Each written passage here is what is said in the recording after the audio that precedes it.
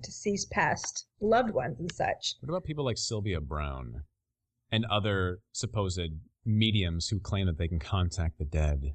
I don't know. I've never been in their shoes. Okay, I do think this. I think some people have a greater spirituality, a greater sensitivity to spiritual things. I had a grandmother who was very spiritually sensitive, and just some of the stories she would tell me, some of the things just made me realize how she was a little different, a little more sensitive. So I do believe that some people are more sensitive to these things, but I don't.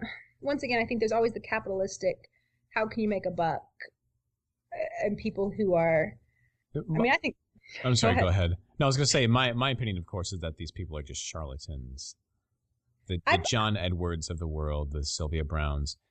I would say the majority of those people probably are, but I think some might be a little more sensitive. I don't know. I really just don't know. And in fact, with Sylvia Browne, because I despise her so much, there was one case in particular I remember where some parents were looking for their missing daughter. Their daughter had been missing for quite some time, and they went to Sylvia Browne and asked if she was alive, if she was dead, where was she? And Sylvia Browne gave a very vivid description that she was dead, that she was buried I think, near a rock somewhere, and the parents should let her go. And I think she even gave a description of the killer who had kidnapped her. And as it turned out, the girl was found alive. Well, there you go. So obviously, some of these stories that we hear of ghosts, of supernatural activity that people claim are evidence of an afterlife, you have to raise an eyebrow. You can't just believe what you want to believe because it fits your viewpoint of the world, your worldview. And I think a lot of people do. A lot of people want to believe in an afterlife because it consoles them.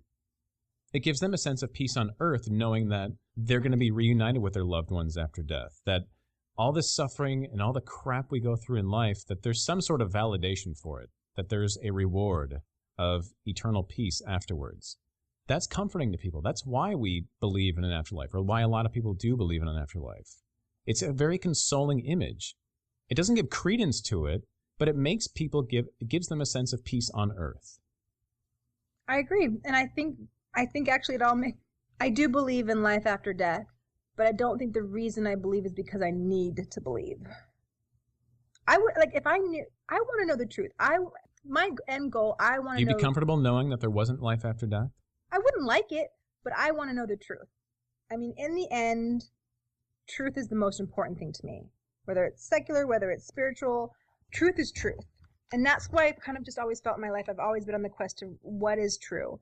But I really do feel like the evidence with these near-death experiences that we talked about, it's the first time that I think I've ever seen a little bit of science help to explain. And I think it's worth looking at because how we view death is how we live life. And our view of death impacts that. And yes, I understand that people want to be comforted. They want to have the happy end, ending story. But I think there's something more to it. Well, I think that is as good a point as any to end it.